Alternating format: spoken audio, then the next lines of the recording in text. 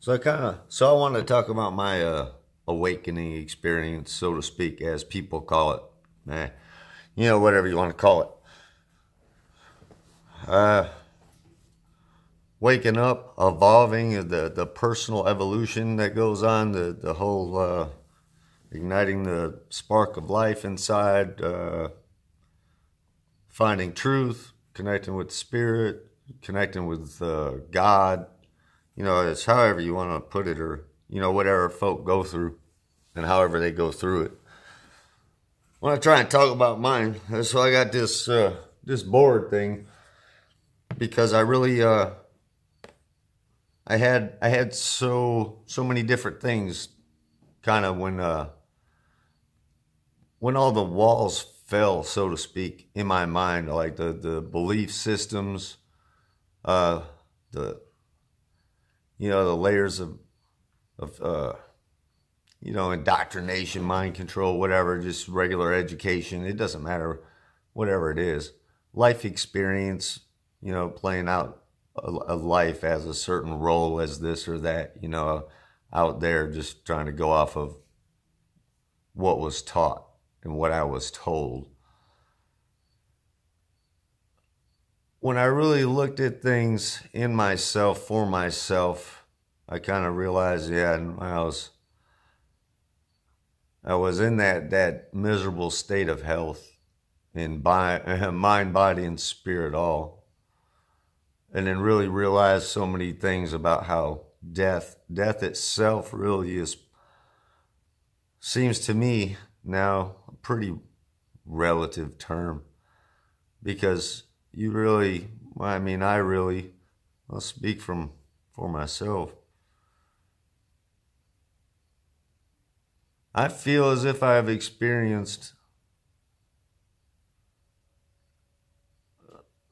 experienced my own death, so to speak. In multiple forms and fashions all at once. That's what it felt like to me. And physically, yeah, a lot of pain, excruciating. I was just in a lot of pain, poor state of health. But it's the other parts. It's the other parts that aren't physical. It's the mental. Of course, the brain is physical, but I mean the thoughts, the structures of thoughts, the structures of concepts that had been built. When those crumbled,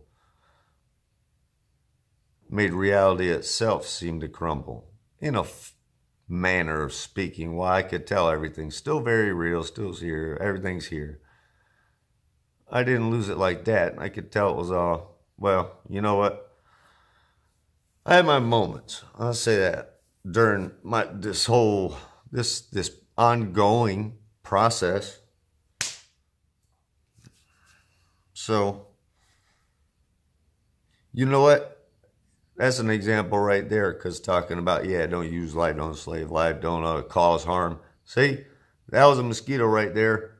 He sunk that little thing into me. Well, now I was protecting myself there because he started that one. You know what I'm saying? So that's self-protection. According to natural law, he initiated harm, she, whatever it was. I don't know. Either way, whole thing could have avoided it had it just gone elsewhere.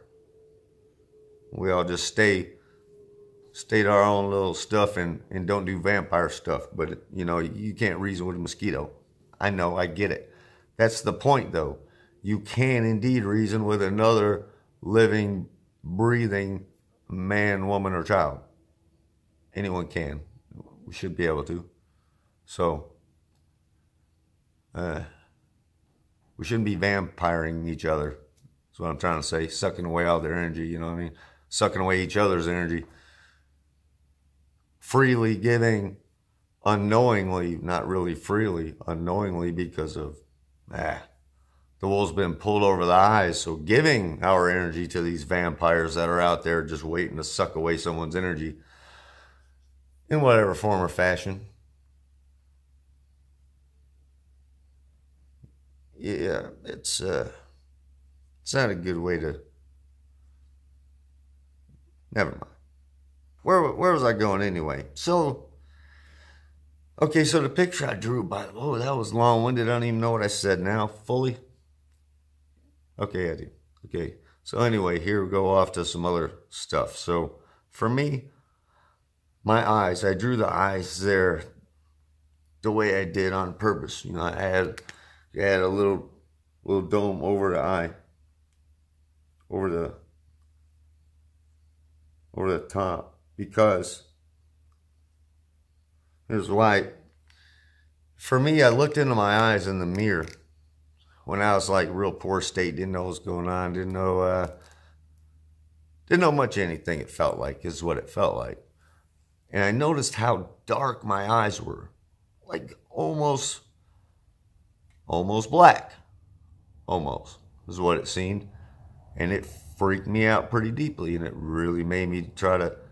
What came to mind was the whole eyes are windows to the soul, and this and that, and then, well, like things really were going in that direction for me real quick, because I knew physically I was going to die, because my heart was hurting so bad, like, you know, stuff like that. So I knew I was right there, but then it was those kind of questions in the soul and the spirit and what else is there, and it really.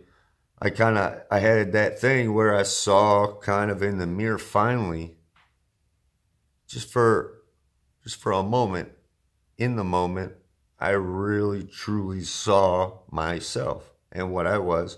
And I saw in that moment everything from the past, what I had done, how I got into that spot. And I realized it was a really dark road full of a lot of dark, it seemed, you know.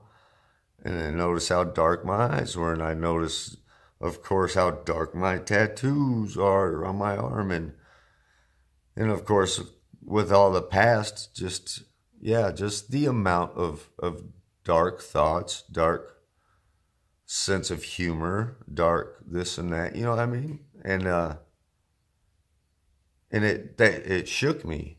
It really did. Because at the same time I saw that, something was screaming that I am not that, if that makes sense. Or I am not this. I am not what I'm looking at. Yet I was.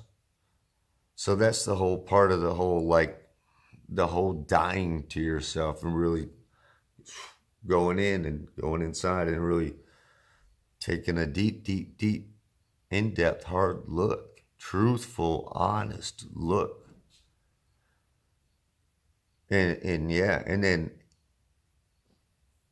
what that did for me,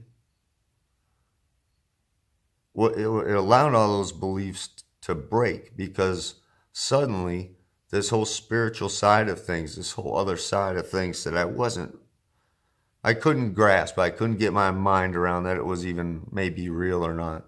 Just that I'd heard a bunch of things here and there, and, you know, things that made sense, sounded good, whatever, but nothing distilled into me, for me, nothing I could hold on to. So seeing that there was indeed something there, deeper, more profound, more all-encompassing, more natural,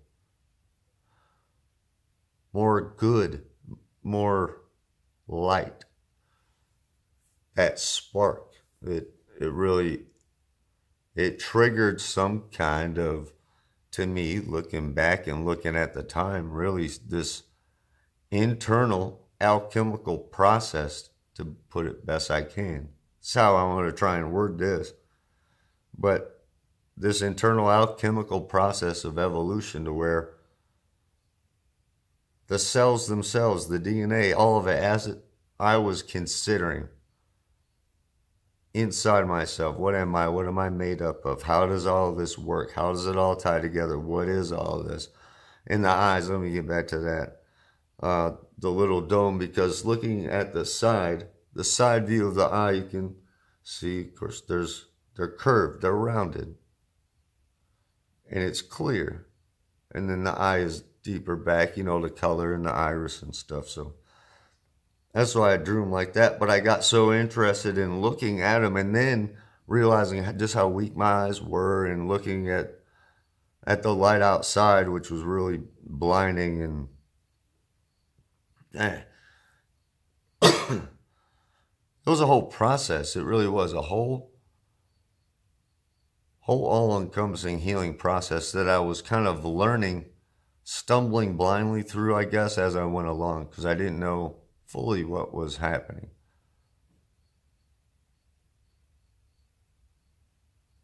So with the eyes, above the eyes, there's a little picture of some trees, birds, mountains. And then above the other eye, the sun, the moon, and stars, because I started to study things in detail, nature, even things that I had known before but had forgotten or maybe hadn't considered, but things would come back pretty strong as it was just outside, like seeing two pine trees side by side, one with pine cones, one not.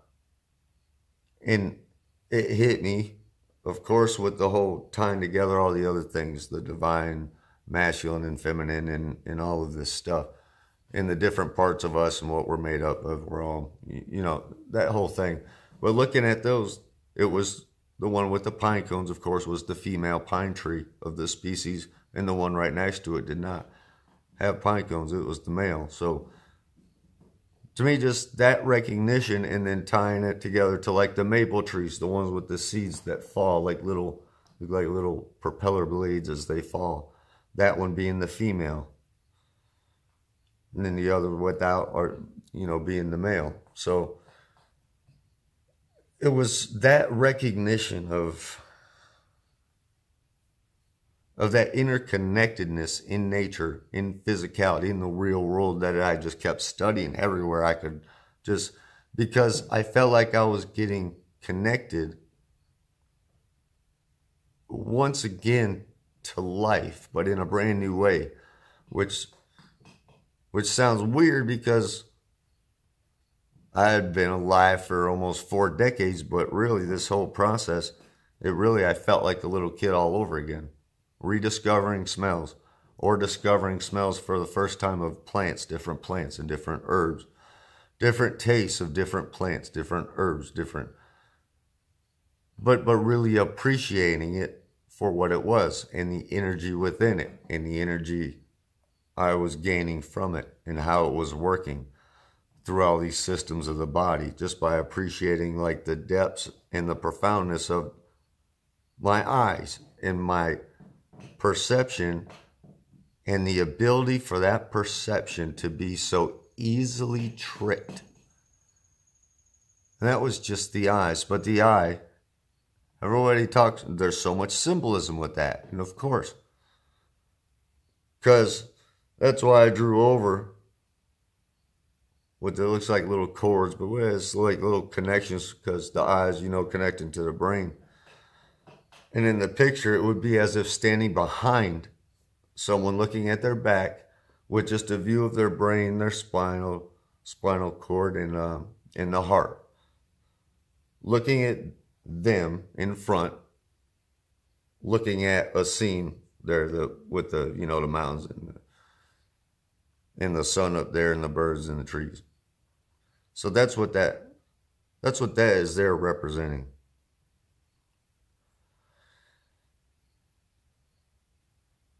Where was I going with that?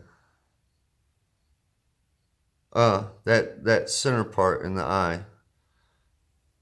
There's a little dot in there I put, that was to represent, the pituitary and the pineal gland.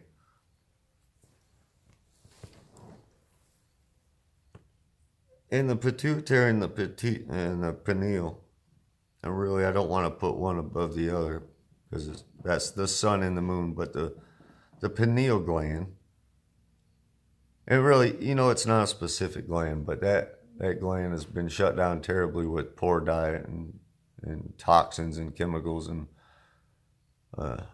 vaccines, among other things. But anyway, that symbol, that eye symbol, and then in the center of the head, that's simply the mind's eye. it doesn't necessarily mean the gland, but it means the mind's eye. It means your vision of your mind, what the mind perceives. The mind can perceive, and it can build, and it can build. You can build with your mind a thought that's spatial in nature, that you can turn and twist and look at. You can do whatever you want with it. It's in your mind. And it can be multi-dimensional. To me, I realized that through my eyes and through what I had watched over and over and over on these screens as they flash these images, I realized that most of my thoughts had become individual screen images of things as a thought or a concept would directly tie to one of these images from something I had watched. In that, I realized I had almost no organic thought. They're all repeating loops of patterns of a word or a smell or a color or a symbol that I would see or perceive, and then it would flash to some picture, some 2D screen in my mind of something I had seen. So I realized, holy cow, that's a lot of mind control going on. So that was all part of the whole reality shattering thing, so to speak. But now to try and put it back together, all this stuff that was going on and things I had and things I had seen like that, like the eye, making sense of that symbol, the mind's eye, and getting it. And it's in not being scared of any of this stuff, but really looking at reality much more simply is how I went about things, but in depth on different things until I got things inside. And I started with, how does my mind work? How does my personality work? How does these things work? How do these thoughts work? What are these? And stopping ones that made no sense, that were nonsense, that were not helpful, that were negative, that were unnecessary, and were not organic. And with that, I realized that that's what emotion was. I was creating emotion, which was the mind that was tricked, trying to decipher what a feeling was, a feeling in my heart that was saying maybe, hey, this is wrong. Why are you looking at this? This is bad. This is harmful. Even the thought of is harmful. Why are you doing this, thinking this, joking about this, whatever. Or why are you consuming this? This is harmful. This hurts. Well, my brain, when it would show an image of something, along with that would be a created emotion that dismissed the feeling of trying to say, hey, this is wrong or bad or whatever, or stop. It would turn it into some kind of weird justification or reason to support and reinforce that incorrect or immoral type of thought or consideration or image, like the images of such the things that are shown, the TV and the movies and the this and that. It's to pump those images into folk minds, so their mind's eye is full of those bad negative images, which when internalized creates heartache. And really it creates anger in the heart, because you're unknowingly that way doing harm to yourself.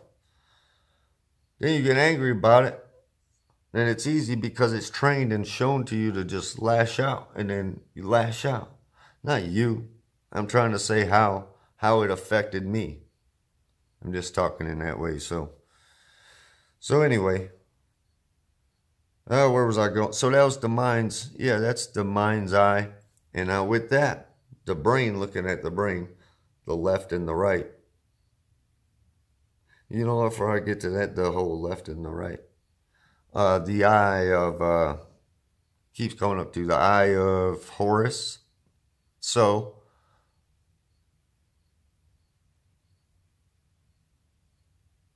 there's a little clip I saw on a video on Quantum of Conscious. It said on the screen, it said the eye of Horus, that his left eye was the moon, his right eye was the sun. I want to talk about that. So, and whatever else it says. But anyway, that why I looking at the moon and the stars and the sun, it's because I did that very purposely, very intently, and watched the sky above me and watched the stars turn, process as they move, you know, saw a comet a couple nights while back. All kinds of different shooting stars, all kinds of different things, right? And looking at the sun, looking at it, looking at the moon, watching it. Because I knew I couldn't believe what I had been told about anything, so I had to look and look for myself until I could make some sense of things for myself, especially with all these different pieces from different religions, a different belief system, and esoteric and exoteric knowledge that's just all over the place, that's just blasted out from the center of truth. Just grabbing pieces of here and there. So let me get back to that. Okay, the left eye being the moon, it's because the left side of the body is controlled by the right hemisphere of the brain. The right side of the brain controls the left side of the body. So, and the right side, that's associated with the moon, the feminine. So the moon then, with the perception and that side being controlled by that part of the brain, is actually comes over here. And then that's why the sun is represented on the left side, on this that whole side of the pillar thing. But it comes out on the right side here, the perception and the action, you know what I mean? So the right side of the body controlled by the left brain, or left hemisphere of the brain. So that's where you get the sun and moon of the eyes, and then the horse. But you see, like, everything is tied together is the thing. Throughout all the different allegories and stories, and the tying together and the different teachings from different places, to me, it seems it all lines up. So with that understanding, so not with that understanding, I don't even know where I'm at right now. I'm just kind of talking. So with that, with the mind part, and then for me realizing other things like thoughts. See, I had other thoughts, things like this. What is a thought? And then to me, it was like, oh, it's a little spark of energy, right? Going between synapses in the brain, firing, sending messages biochemically, but with the sparks, you know,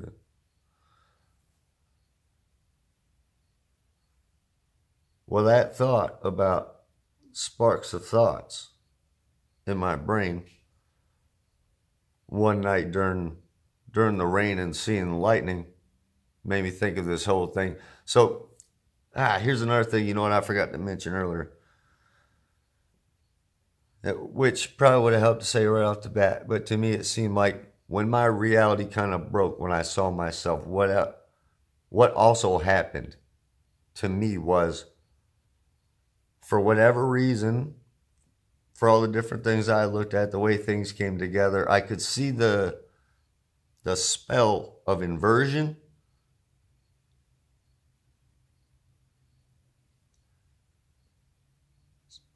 something else, which always comes so easily until just now. It's weird.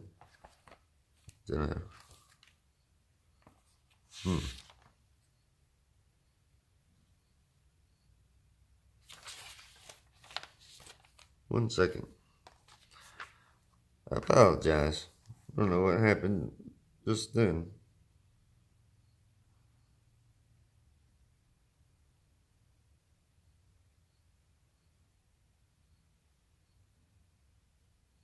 You know what? It doesn't matter. It is like, I mean, it's, let me read this because, yeah, that's why I went here.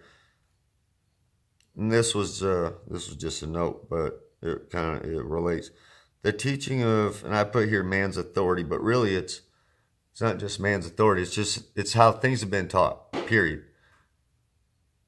Even simple concepts such as color, such as counting numbers, such as letters, symbols, how they're portrayed, the nature of nature, magnetism and how it's swept aside for electricity instead of electromagnetic, everything, the electricity coming from the magnetic, both coming from the ether. But I put the teaching of man's authority in a repetitive way is the root of the evil of inversion psychology, used to mirror and twist concepts and information to be used as mind, body, spirit control of the population, i.e. slavery, is what I wrote, took a note on that. So anyway, let me just continue with this because I don't want to sound like, you know, I don't know. I don't know things for sure, you know what I mean? I'm just trying to share what I've kind of come to see and put together for myself. So going along with that,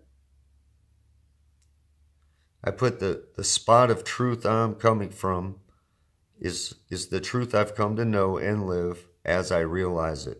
No judgment, only my knowledge with my experience distilled to create wisdom. And I'm still learning and growing, of course. So I'm just sharing, attempting. It's what I've come to. So, you know, I don't even know where oh, so the whole inversion thing. Where was I going with that?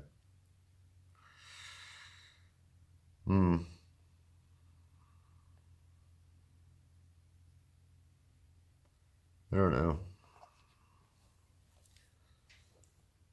Well, anyway, that realizing that, seeing the way things were inverted or twisted, and just seeing it openly, like, you know, just it's like reading it like a language. It became so obvious instantly, but only when I had enough pieces of the language for it to really click and come together. Then it happened all at once, and so for me, that was a big kind of reality changer. But when I went to really start to look at things more closely and naturally to me, I started to look at like the elements, like I put on here. In those elements,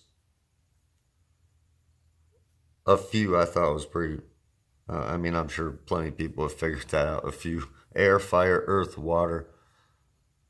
That's what we're like. For me, I realize that makes up all of us, and that's all the elements. That's the natural elements, and all those elements can then, you know, they can be taken further apart down into their component parts and different elements of each, or different sub components that make up that element, you know, or whatever. But it's those natural elements, those combination of elements, that create physicality and life, period. And they support all the needs. Money isn't one of them, though it comes from one, earth.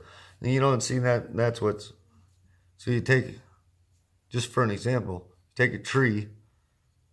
I would take a tree, right?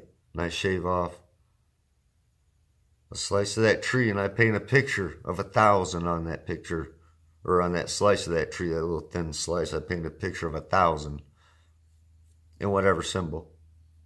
But I make 1,000 of those that all say 1,000 that I painted on them. Out of that one tree, and then I get other folk to think it's worth something, to believe it's worth something, and then to start trading it and say that this is worth 1,000 trees because it says 1,000 on it. It came from a tree. It's worth 1,000 other trees. No, it's not. And neither of those other 999 other ones that I made and painted on and said it's worth 1,000 trees. It all came from the same tree. It all came from the earth. It all came from nature. It all came from God. Or whatever you might want to call it, whoever created all this. I don't know. I didn't create all this. You know what I mean? I just live here with everyone else, it seems. You know? So, like, we all live here together. Anyway, so, yeah, but those, what are our needs? Needs now, not wants, needs. We need water, food, shelter. All that's provided by those elements. Food is provided from the earth, from the plants that grow, from the plants. Why plants and why not the animals to me? Well, to me, they have as much right to live and survive and exist and experience life here as I do. I used to think differently. I used to think, I don't know what I used to think. I used to have such a weird perception and perspective looking at reality. I really did, where I used to think chicken would conjure an image of food or a cooked living being sitting on a plate ready to be consumed. See, when now to me it is so hard and so absolutely weird to look back and think back on how I used to look at things and how cut off from feeling I was. It does. Which leads me back to the brain part of getting out of the brain and being stuck in those continuous thought loop patterns of different addictions and concepts and ideas that were fed in over time that I just blindly accepted as reality and sure, must be right. I guess that's true. I guess whatever. Sure. That's how I kind of went about things until I didn't anymore. And truly, it might have only been because I couldn't go anymore in that state, because I know I couldn't go anymore. Like I've said before, yeah, I know I was about to leave this world then, unless I started to try and figure out something, anything, and make changes, drastic changes, and quickly. So anyway, out of the brain, I realized, well, there's this whole other intelligence field during this, and that was in the heart. Now, in that intelligence field of the heart, it's almost like another, the mind's eye. The mind has an eye. The mind has this resonant intelligence or resonance, this resonant frequency, this energy that it puts off. The consciousness, well, the heart does too, because that's where the consciousness, I've come to realize, the consciousness, the depth of the consciousness of spirit in this physical reality, in this physical body, in this physical vessel, experiencing this world, was in here, in the heart, and it wasn't a place of words. It is indeed another place with another I all of its own, an I of feeling. Maybe in a way. So this this symbol. That symbol is the air, earth, fire, water. And I put it next to the heart on purpose, and the dot in the center is the ether. That all exists in, so another circle could go around it. Because everything is all these enclosed systems, right? Within enclosed systems, it seems. Each individual molecule and atom and everything from that scale all the way to whatever scale, I don't know, all has its own electromagnetic toroidal field of energy, all combined, all throughout each one, every little molecule, every little piece of everything, all has these energies. All that little combinations of everything, and along with that other little life within us that make us up, this body, other little tiny life that live within us as well, all have these same energies, all make one toroidal field of energy that we each individually put off as our frequency, the resonance of our frequency, of our energy that make us up at our core. The spark of consciousness that is us, that goes from a spark to greater and greater light, when realized, found, felt, cultivated. To me, that's just part of that process, to me, of realizing those elements. Those elements, air, earth, fire, water, make up everything. And everything exists within those elements. We are all those elements. So is everything else. I came to realize, for me, fully, that I had to fully grasp that, feel that, and be responsible for that.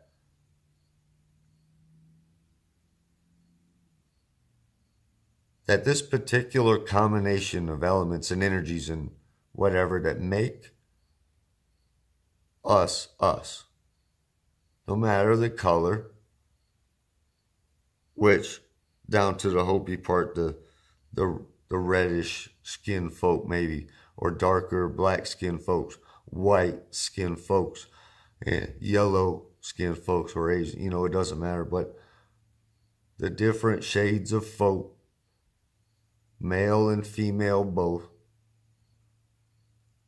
we're all made up of all those same 4 elements, air, earth, fire, water. We all use those same elements, air, earth, fire, water, while we all exist in that dot in the center, and that center dot within us, in the ether, in the electromagnetic ether, in the electromagnetic universe. Maybe. I think so.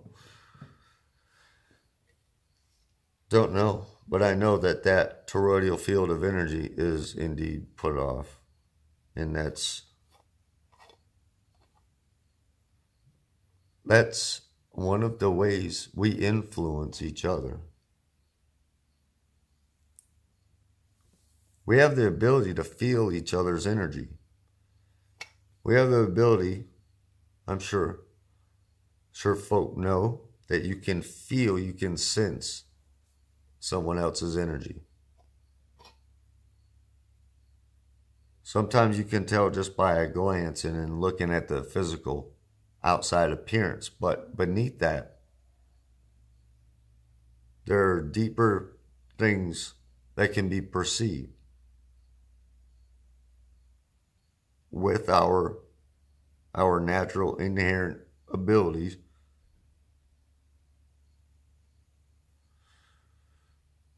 Once we're not all full of toxins, at least.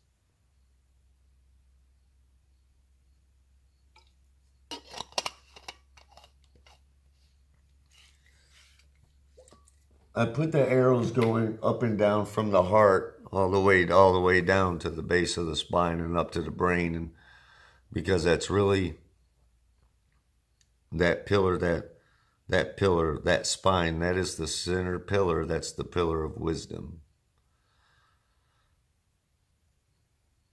For the knowledge in the brain to really be truly distilled into wisdom, it has to visit the heart.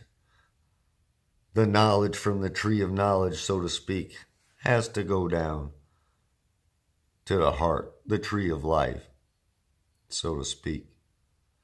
And it has to travel back up, and it has to travel throughout. That's how all the messages need to go throughout to really distill wisdom. And for that wisdom then to be transmitted throughout the spine to the rest of the body. The spine that has the 33 vertebrae, the 33. The temperature that ice melts. The ice that melts from the heart, so to speak, when those messages of feeling and care truly start to travel all throughout the body and resonate throughout the spine with the distillation of knowledge contained up here by the left and the right. These pillars, these other pillars, the pillars on the outside, the pillars of duality, so to speak. That's the other part. It was the inversion. The inversion and the duality all became real apparent at once. So down below I put the two pillars. On the left side, mercy and beauty. The right side, strength and severity. Again, that's the left side of the brain controlling the right side in physicality.